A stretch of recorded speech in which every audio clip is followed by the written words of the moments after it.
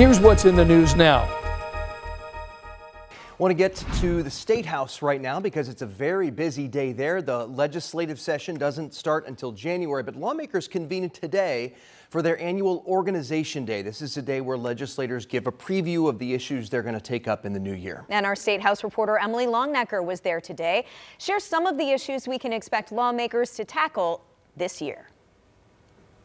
A busy day today and a packed legislative session to come. Lawmakers will be working with a new governor and passing a new two-year budget. Governor-elect Braun outlined some of his priorities in a letter he sent to lawmakers Monday. Some of those priorities were the same issues he talked about during his campaign. Issues like public safety, lowering health care costs, and economic development. Indiana's new governor has 12 people heading up transition councils that he's tasked with evaluating key areas of state government. Braun said their work will shape policy priorities.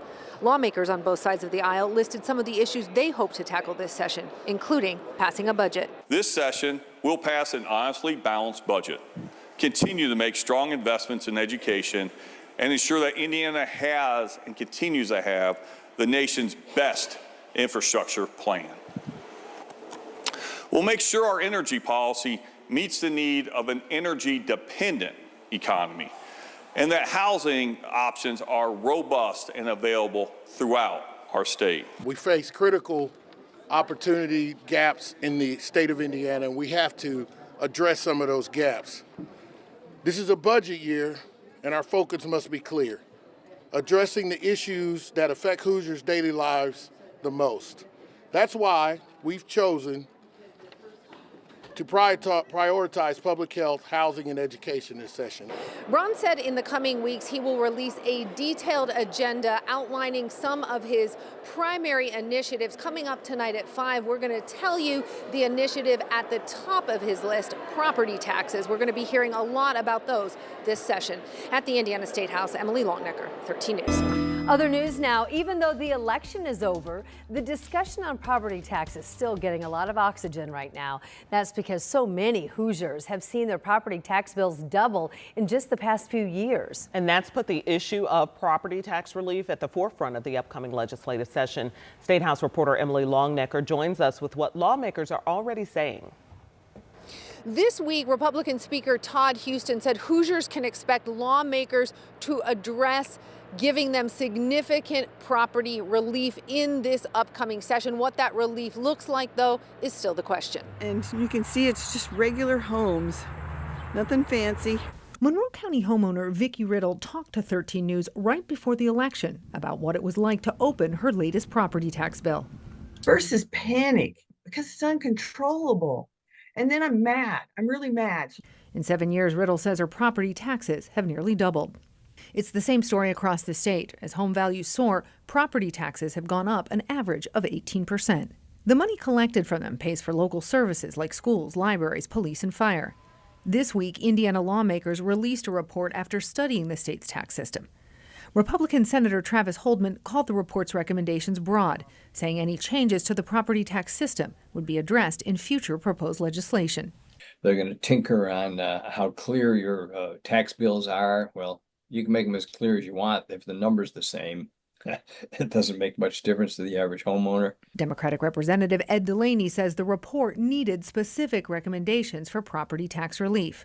One proposal Delaney doesn't support, Governor-elect Braun's campaign proposal to bring property tax rates back to what they were in 2021. Rolling the taxes back to what they were years ago means that all the impact of inflation, which is real, falls on the school district. They'll just have less money. Vicki Riddle doesn't know what the solution is, but says it needs to happen at the state level. It needs to be across the board, a statewide thing.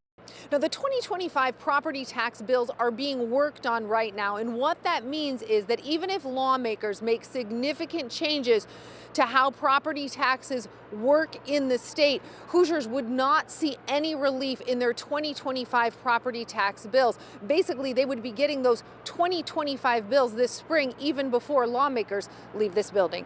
At the Indiana State House, Emily Longnecker, 13 News. A new group now is joining the growing chorus of voices calling for Indiana to start regulating marijuana. Safe and Regulated Indiana launched just this week. The group's spokesperson says it's a coalition of thousands of Hoosiers across the state who all believe it's time for Indiana to give Hoosiers the marijuana access they want. Our State House reporter Emily Longnecker has the story. The group is pushing for Indiana lawmakers to regulate marijuana the same way that already happens with tobacco and alcohol, and it has the backing of some really prominent Republicans, including the former head of the Indiana Republican Party, who was also the chair for the Marion County GOP. It also has another member, a Republican Indianapolis City County Councilman. Safe and Regulated Indiana released a multimedia advertisement this week, encouraging viewers to tell their legislators it's time for safe and regulated marijuana. I mean, it can only, help. It can't hurt to bring more people on board. Republican State Representative Jim Lucas has authored several bills over the past several years that would legalize marijuana in Indiana for medicinal use. None of those bills have made it out of committee. Current Governor Eric Holcomb has also opposed legalization bills. I don't look at this as a revenue stream. I simply want to help people. Republican Indianapolis City County Councilor Michael Paul Hart says additional revenue is one of the reasons he supports regulating marijuana in Indiana. Hart, who's part of the new coalition, says additional revenue could be used for public safety, education, and infrastructure. He's not the only well-known Indiana Republican on board. Joe Elsner, the former executive director of the state party and chair of the Marion County GOP, is the spokesperson for Safe and Regulated Indiana. A 2023 survey from Ball State University found that fewer than 10% of Hoosiers think pot should still be completely illegal. 32% were in favor of medical marijuana. 54% favored it being legalized for recreational use among adults. You can't get that many people to agree on if the sky is blue or not. So when you get something that polls across the board in the mid to upper 60s of all groups, we have an obligation to at least look at it in a serious manner and not just a feel-good manner. Governor-elect Mike Braun has said that he would be open to looking at the issue, but he first would want to consult with law enforcement. At least one state lawmaker all ready to offer legislation for this upcoming session, Representative Jim Lucas. At the Indiana State House, Emily Longnecker, 13 News. Thank you, Emily. And Indiana is surrounded by states with legal marijuana. Illinois, Michigan, and Ohio all have legal marijuana programs. This coming January, medical marijuana will become legal in Kentucky. Well, today marks 8 years since 4 young girls died in a house fire in Flora. Investigators ruled that someone intentionally set the fire at their home in Carroll County. But now, nearly a decade later, no arrests in the case. Tonight at 6, our Samantha Johnson is in Flora, breaking down where this case stands right now. I love rural Indiana. I just love rural Indiana. In the heart of Carroll County, at the corner of Columbia and Division, sits an empty lot. For the Flora community, I'm glad the house is gone. But I felt personally responsible when it was gone too. How so? I hoped that this would have been over by now. November 21st, 2016. Investigators say someone set this house on fire, killing all 4 young sisters inside. Kiana Davis, Kiara Phillips, Carrie-Elle McDonald, and Keone Welch. The girl's mother, Gaylyn Rose, was also hurt.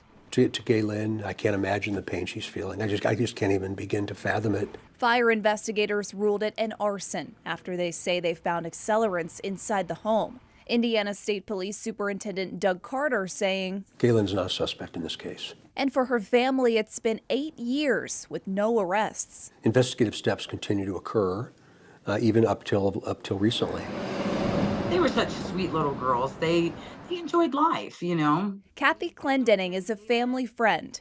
Each year, she helps keep the girls' memories alive after their family moved away years ago. A lot of people say, well, where's Gaylyn? Why isn't she fighting? Well, for Gaylyn, she is fighting. For years now, the family has argued the lack of progress in the case is due to discrimination from investigators, a black family in a predominantly white small town. I trade spaces with them. Color of their skin does not matter to me. Right now, there is still a reward up to $5,000 for information leading to an arrest in this case. The flyer reads, "Somebody knows." The four sisters are buried at Crown Hill Cemetery, side by side. Flora's four angels, as they're known, now the symbol of this quiet town in waiting. So as I get ready to move on and retire, it's one of those things that I will have real regrets about. But I still believe we'll be successful one day. In Carroll County, Samantha Johnson, 13 News. And the superintendent emphasized that this is not considered a cold case, that this tip line is still open. If you have anything or any information that you think could help solve the case, head to our website at WTHR.com and we will link you from there. Tonight, we can report that a man is now under arrest months after a crime that shocked an Indianapolis community and left multiple families grieving. 22-year-old Jayshawn Johnson and 3-year-old Armani Booker died in this shooting. And tonight, nearly 3 months later, there has been a break in the case. Karen Campbell spoke with the toddler's family, who says the news today is a weight lifted off of their hearts. I cried. I got down on my knees and I said, "Thank you, Jesus." 3-year-old Armani Booker's great-grandmother, Michelle Anderson, got the news Monday morning from IMPD that she's been waiting for months. The man accused of shooting and killing Armani, William Pascal Young, now in jail. I've been praying every day that they catch him, whoever did it. The shooting happened on the night of August 26th around 10 p.m. outside of a liquor store on Shaitland Avenue. According to court documents, Pascal Young was seen on surveillance video walking out of that liquor store towards the vehicle 22-year-old Jayshawn Johnson and Armani were in and fired several shots. Johnson died from multiple gunshot wounds. Armani died from a single gunshot wound to the chest. According to Anderson, Armani's mom was inside the store when the shooting happened.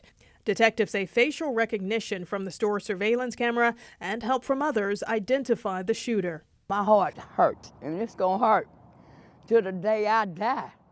Because that was my baby. That was my heart. It's her birthday. The night Armani was killed, family and friends had just celebrated his 3rd birthday. Anderson says Spider-Man was one of his favorites, and he always kept everyone laughing. He was the goofiest little kid, but sweet as he could be. While family continues to grieve, they will remember how much Armani touched their lives. Karen Campbell, 13 News. The suspect in the case now scheduled to appear in court for an initial hearing tomorrow. He is charged with 2 counts of murder. A former daycare worker now in the Hamilton County Jail at this hour, facing charges of abuse against a child. Court documents state that Tisha Graham allegedly abused a 3-year-old boy, and it was caught on camera in Westfield. Our Marina Silva shares how the little boy's mom is responding to the charges. Caitlin Ramirez is the mom of a 3-year-old boy who police believe was abused by a daycare worker. It was back in October when a Westfield detective called Ramirez wanting to speak with her. Basically, the police officer said that he wanted to come over, showed me a video, and he came over, showed it to me, and it was basically my son was in a crib, and the teacher grabbing him by his chest, and then raising him to the ceiling and then just holding him there, basically nonstop crying. She says watching that video hurt her. It's not something that you do to a 3-year-old, even if you're an adult and they're not behaving, you just still don't use their fears in order to get your way. These court documents say Graham worked at this kinder care. It says another worker had video from last December where Graham allegedly is holding the little boy by his arm up in the air for 20 seconds. Court documents say it starts with her leaning into the crib where the 3-year-old was. She then allegedly shoves him before holding him up in the air. Court documents also say police were given this video. I'm just trying to think of why did she hold on to the video for so long? The documents say that KinderCare spoke with Ramirez about her son's behavior, but they do not bring up Graham's alleged actions. I'm kind of more upset with KinderCare now because it's the fact that I let you guys have responsibility of my child and care for him, and then to find this out, and now you guys are blaming that it's my child's fault. We went to the KinderCare Wednesday to see if they would be willing to comment about the alleged incident. A worker would not give her name or title and just said she can't make any comments. The KinderCare has also been sanctioned by the state for this incident. In Westfield, Marina Silva, 13 News. Well, this week, teachers in Lawrence Township are seeing more money in their paychecks. That's all thanks to a new contract agreement and more money from the state. Our Samantha Johnson is looking into that today. The bargaining timeline for teachers across the state is mid-September through mid-November. And in Lawrence Township, they agreed on a 4.5% raise for teachers, a contribution increase in retirement funds as well, even a $2,000 stipend for approved bilingual teachers. I talked to a spokesperson today who says Lawrence Township has seen growing enrollment for about a decade. They're now the 5th largest school district in the state. And with more students comes more money.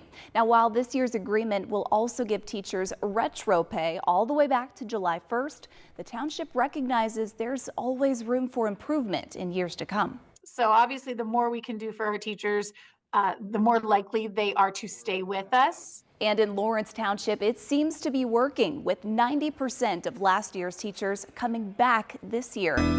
Thanks so much, Angela. In just a few months from now, Indiana will officially have a new governor sworn in. But Indiana's current governor, Eric Holcomb, says he plans to work right up until the end. Part of that work has him in the Middle East this week. Our State House reporter Emily Longnecker got a chance to speak with him while he's now working overseas. When Indiana Governor Eric Holcomb leaves office in January, he's got a few things to pass on to Indiana's next governor, Mike Braun. I will say, here's a conversation or here's a deal that's in the pipeline. Here's where we are. And over that next, first quarter, I hope to hand him a number of deals on a silver platter. Holcomb says he's working on some of those potential deals right now in the Middle East. It's part of his last economic development trip overseas, with stops in Saudi Arabia and Kuwait. I've already made phone calls back to Indiana today to certain companies saying, we talked about you today. I don't know if your ears were burning, but we were talking about potential growth opportunities for Indiana companies in Saudi Arabia and in Kuwait. Major General R. Darrell Lyles, the head of Indiana's National Guard, is also on the trip. He and Holcomb have spent time with Indiana soldiers who deployed to Kuwait in late September. Holcomb said they were able to do a little celebrating with the troops while there. I want to share with you first, this is a front page of the Stars and Stripes, and it talks about the toast of the gridiron, achieving the unthinkable, the 10-0 Indiana Hoosiers. Members of the Indiana Economic Development Corporation are also on the trip, where Governor Holcomb plans to host a roundtable with local businesses whose work involves advanced manufacturing, life sciences, and defense. According to the governor's office, Indiana exported $28 million in goods to Kuwait last year, including plastics, rubber, and transportation equipment. Holcomb said his one regret was that he hadn't made this kind of trip to the region sooner. Good people want to do business with good people. And so, like I said, the bare minimum is showing up. His work right now, all part of what Governor Holcomb plans to leave behind for the next man in the governor's seat. I will hand him over the playbook, so to speak, before he is sworn in on the 13th of January. I've said before, I'm going to be working to the last hour of the last day. Emily Longnecker, 13 News. And the 600 Indiana National Guard troops in Kuwait are part of Operation Spartan Shield. Tonight at 6, the Indiana Attorney General is demanding information from companies that he suspects of engaging in human labor trafficking. And one of the targets of his investigations is in Logansport, the Tyson's food plant. Rich and I live in studio tonight with the latest legal action by Todd Rokita in his campaign against illegal immigration here. So Rokita has sent legal notices to at least 7 organizations that are called civil investigative demands. He wants information that he suspects will show human labor trafficking of immigrants.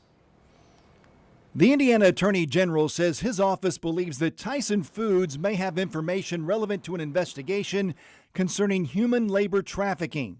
His office also sent civil investigative demands to at least 6 other organizations in Logansport, Evansville, and Seymour. What we suspect is that businesses, in conjunction with nonprofit entities, are incentivizing, acting like magnets for these illegal aliens as they come over the border to place them in low-paying work. Tyson Foods did not respond to our request for comment. Rokita says the company has until December 4th to respond to his office. We're looking at their practices, and particularly nonprofits and business practices, to see if they're creating an indecent nuisance or if they're in violation of the Deceptive Sales Act. So quite honestly, we're creatively using those statutes and apply them to this issue. Berry Global, a plastics company in Evansville, also received the demand. So did organizations that help immigrants and refugees find jobs and integrate to their communities, like Tent Partnership for Refugees and God is Good in Evansville. It is a direct attack on our immigrant neighbors and our community as well, and the corporations that partner with other community-based organizations that do work in the immigration sector, especially because a lot of these individuals have a legal work authorization. The Immigrant Welcome Center in Indianapolis is not directly involved, but worries about the impact. It's really going to shy these companies away, whether if it's getting involved in the community work or hiring our migrant population because they don't want bad PR or to be attacked like they have already been. And I talked to the Logansport school superintendent this afternoon. That's another organization that received one of these demands. Their demand had 18 questions, some of them multi-part questions asking for information about immigrant students. So now they're asking for an extension to gather all this data on more than 500 students over the past several years. They're not a target of the investigation, but Rokita wants this information to help his investigation against these companies. Yeah, trying to establish the metrics there of families in those communities. Right. All right, Rich, thanks so much. Tonight there is frustration inside Circle Center Mall as more businesses pack up and leave. Those who do remain say they are barely hanging on. This comes just months after new owners took over that downtown property, announcing plans for redevelopment. Our Marion County reporter Lauren Kostick speaks with the business owners who are still there, who claim that now they're being pushed out. Inside Circle Center Mall, shuttered storefronts and empty hallways. Right over there was a children's place. Right next door here was Zoe and Pearl. Since last December, Apollo Bean has counted 19 stores closing. His shop, now one of the very few left open. We have literally stopped hoping that we make money. This week, I've done one transaction a day, and this is what Hendricks want. They want us to fail. Last year, Hendricks Commercial Properties announced it would redevelop the mall by gutting the inside and turning it into an outdoor space. At first, tenants were hopeful, but now many say they're being pushed out, citing a lack of communication with management, zero marketing, and ongoing maintenance problems like escalators turned off and elevators out of service. There are people that want to come and support this store and other stores in here, but it's like they're being deterred. I am going to be pivoting now. Nikki Johnson just learned her lease is being terminated. For about a year, she ran a vegan restaurant out of the food court. But last May, a flood shut down her business for nearly 2 weeks. And she still hasn't bounced back. And the repairs is only supposed to take 1 day, but it took 11 days. As Nikki looks for a new space before the end of the year, other tenants like Apollo now fear the gate is closing on them. Possibly next month, maybe the same time frame. When asked, Hendricks could not provide us an updated timeline for construction here at Circle Center Mall, only telling us that the project is complex and has a lot of moving parts. At Circle Center Mall, Lauren Kostick, 13 News. Now, we did get a statement from Hendricks Commercial Properties telling 13 News that the company is still working on next steps and will share a plan, quote, as soon as possible. A spokesperson also said communicating with tenants and key stakeholders will continue to be a top priority. A jewelry store in downtown Indianapolis now is getting ready to close its doors after 105 years. Yeah, Windsor Jewelry opened back in 1919. It's been a staple of downtown ever since. But now there are big yellow signs that say the shop is going out of business. Tonight, our Marion County reporter Lauren Kostick talks with the owner and shares the reason that he is calling it quits. In the heart of downtown, businesses continue to come and go. But Windsor Jewelry maybe one of these has stood the test of time. And that's gold. However, owner Greg Byers says that time is now running out. The last thing I wanted to do was leave this business, leave the store. I don't want to see it go anywhere. The beloved shop first opened in 1919 on Illinois Street before moving to its current spot on Meridian. Greg and his wife Lynn taking it over in the late 90s. It survived the Great Depression, a world war, multiple recessions, and most recently the pandemic and riots of 2020. But ultimately, it's retirement that has the couple closing up shop. But unfortunately, my age caught up with me, and I have a lot of grandchildren that I am not able to visit as often as I'd like. He says it's a bittersweet decision, knowing just how much the business means to generations of customers. A lot of my customers, myself, are really good friends now. And so they're here to support me in the store, which is, it's pretty emotional. When asked if he would sell the business, Greg said he's not ruling it out, but knows it's harder these days to secure funding. In the meantime, doing a liquidation sale of the remaining Windsor jewelry. It means a lot to me. I wanted to make sure that everybody knows how grateful I am for their support over these years. A gem of downtown, now turning the page on a century-long chapter. As of right now, the owner says the plan is to officially close in mid-January, but of course that all depends on the inventory and if a good offer comes through. In Indianapolis, Lauren Kostick, 13 News. Thank you, Lauren. Right now, the entire store is on sale, everything up to 70% off. Final sale, no refunds, no returns. The owner says they've been very, very busy as they sell out these last couple of days. Chances are the kids in your life have a video game, at least one of them, on their Christmas list. Well, a new report from the Entertainment Software Association shows that video games are the #1 requested holiday gift for kids this year. For both boys and girls. But how do you know if that game is appropriate for your kids? I talked with an expert to get the answers and to find out what the industry is doing to keep kids safe. From farming to fighting, and from hero to villain, there is a video game for just about everyone. But industry experts say before you put one under the tree this holiday season, do your homework to know what you're buying. If your kid comes to you and says, I really want this game, search up the name of that game plus ESRB age rating.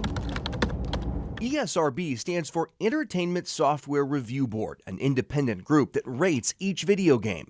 ESRB ratings have 3 parts. Age, for example, E is for everyone, T for teen, or mature for adults. Content descriptors indicate what's in the video game, like violence or strong language. And interactive elements. Those are online features, including the ability to buy something or chat with others while you play.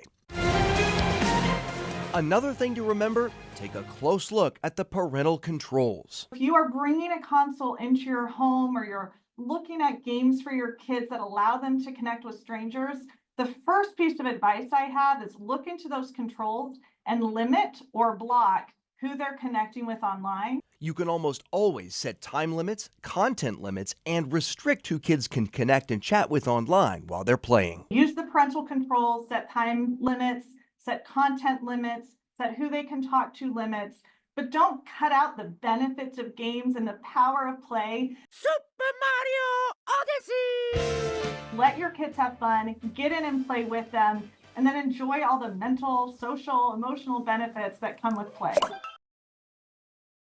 Absolutely. Those are a lot of fun. You can have a lot of family fun. You just have to do it within reason. Well, I think a lot of parents is to completely exit out. So I can appreciate her giving a balanced perspective. Absolutely. Of, there can be some benefits to it, but within reason.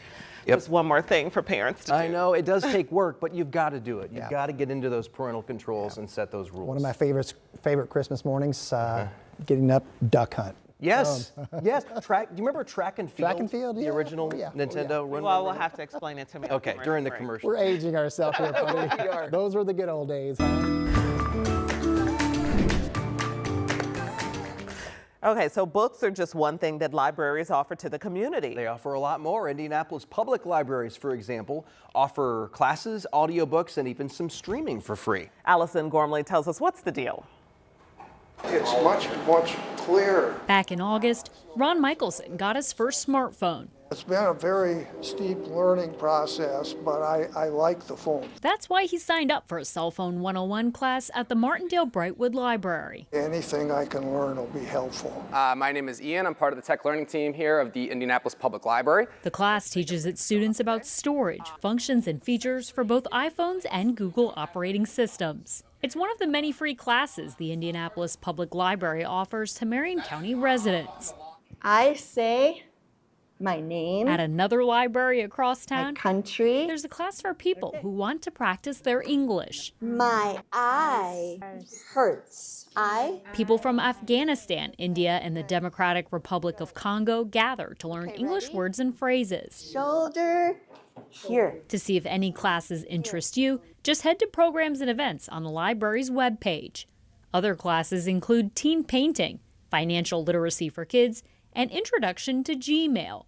Your local branch likely posts a class schedule as well. If you're on the road a lot, the library offers free audiobooks and ebooks with the app Libby. To stream movies, shows, and documentaries, there is another free app called Canopy. Looking to try out a new hobby? Check out the website Craftsy. It offers tons of instructional videos on everything from cake decorating to photography. Keeping your family educated and entertained, all for free.